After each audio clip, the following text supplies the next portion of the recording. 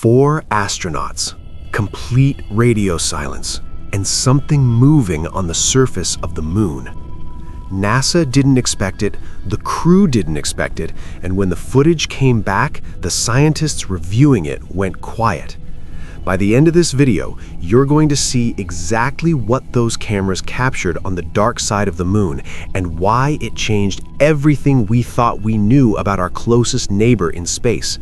Stay with me until the very end because the final reveal is the part nobody is talking about. But first, real quick, drop a comment right now and tell me what device you're watching this on. Phone, laptop, TV? I'm genuinely curious and I read every single one. Now, let's go back to April 6th, 2026, because that is the day 4 human beings traveled further from Earth than any living person in all of recorded history. And what they found out there was not what any of us were prepared for. To understand what happened, you need to understand what this mission actually was. Artemis 2 was not a landing, it was a flyby. A deep sweep around the far side of the moon with a crew of 4 inside NASA's Orion capsule. Commander Reed Wiseman, pilot Victor Glover, mission specialist Christina Koch, and Canadian astronaut Jeremy Hansen. These 4 people were the tip of the spear, the first humans to leave low Earth orbit in over 50 years. And everything started normally. The launch was clean, the trajectory was locked, the crew was calm. But then they crossed the lunar limb. That's the edge, the point where the moon physically moves between you and Earth. And in that single moment, every radio signal, every data link, every frequency connecting them to the ground just stopped. Total silence. The Deep Space Network lost them completely. And here is the number that puts that into perspective.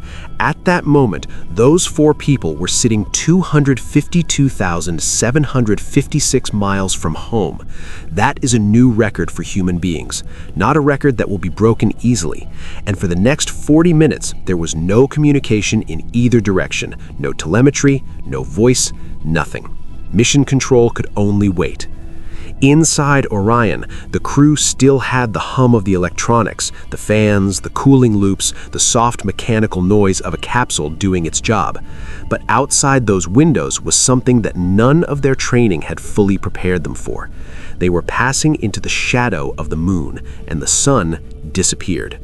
For 54 minutes, the crew experienced a total solar eclipse, but not like anything you'd see from Earth. There was no atmosphere out there to scatter the sunlight into a soft glow around the edges.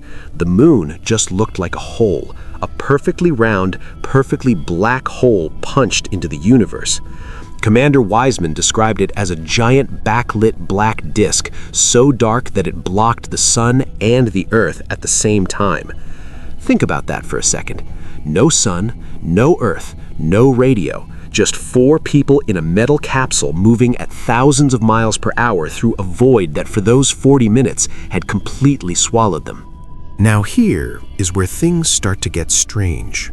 Because the darkness wasn't just psychological, it was physical, and it was doing things to their senses that nobody had fully documented before. Victor Glover was looking out the window at the lunar terminator. That's the line where sunlight meets shadow on the surface. On Earth, shadows have color in them. Blues, grays, soft gradients. That's because our atmosphere scatters light into the dark areas. But the moon has no atmosphere. 0. Which means a shadow on the moon is not a shadow the way we understand it. It is a perfect, absolute black void. Glover described the valleys below as looking like actual holes in the ground, not dark craters, not deep dips. Actual voids. He said it felt like he was falling straight into the center of the moon. And the reason for that is something called depth perception breakdown. Human eyes use haze, blur, and atmospheric softening to judge distance. A mountain 50 miles away on Earth looks a little fuzzy. But on the lunar far side, that same mountain looks razor sharp, just as sharp as a rock 5 feet from the window. Your brain cannot process the scale, it just refuses to. The crew was flying over the South Pole Aitken Basin, one of the largest and deepest impact structures in the entire solar system. Crater walls several miles high, shadows that swallow entire mountain ranges whole. And the laser altimetry data had to do the work that human eyes simply could not. But then something else started happening. The radiation environment began spiking. The mission was flying right through the peak of solar cycle 25. The sun was at its most active in decades. And on the far side of the moon, there is no magnetosphere, no Van Allen belts, no magnetic field of any kind to deflect the incoming particle stream. The crew's radiation monitoring hardware, a device called HERA, the Hybrid Electronic Radiation Assessor, was logging levels significantly higher than the models had predicted. And then the crew started seeing flashes, not outside the window, inside their own vision, with their eyes closed, flashes of light appearing out of nowhere. That is a known effect of high-energy particles from the sun passing straight through the hull of the spacecraft and hitting the retina directly. Not light entering the eye normally, particles moving so fast they bypass everything and fire the optic nerve directly. They were feeling the radiation of deep space, in real time, in their own bodies. And then, the navigation data came back wrong. When Orion reached Pericynthion, the closest point in its arc around the moon, the velocity reading came in 0.7 millimeters per second higher than the models predicted.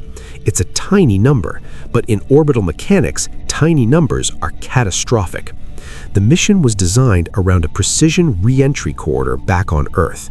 Any unexplained acceleration means the math has to be redone, fast. Scientists have a name for this, the flyby anomaly. It has happened before with other spacecraft swinging past large masses. Objects leave with slightly more energy than they should have. Some researchers think it might be an interaction with dark matter. Others think it's an error in how we read Doppler shifts in radio signals. Nobody has a clean answer. And now it was happening to a crewed spacecraft in real time on the far side of the moon, with zero ability to ask for help from the ground. The crew was navigating a gravity field we do not fully understand. And that was before they looked out the window and saw the surface of the moon exploding. This is the part.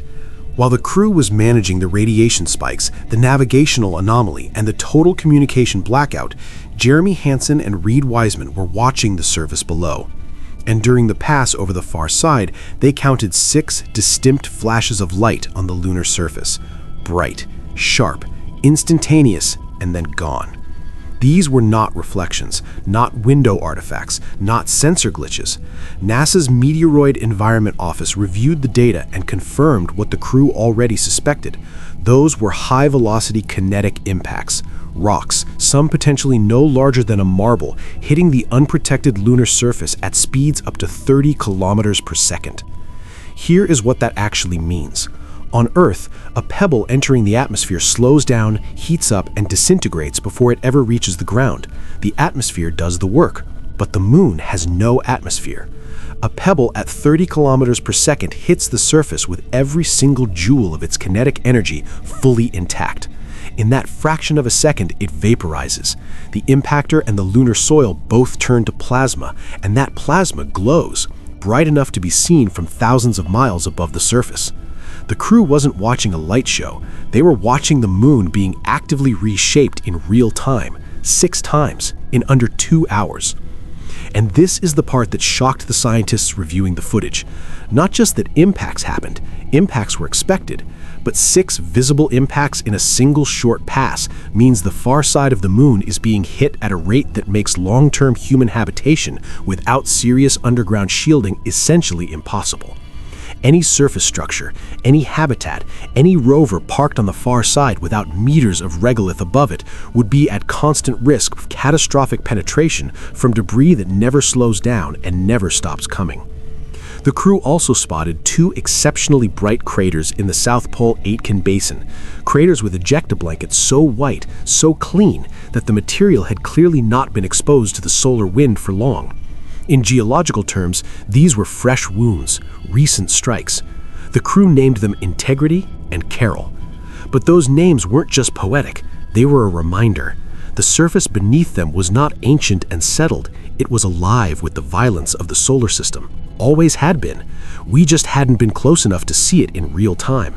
So here is what Artemis 2 actually proved.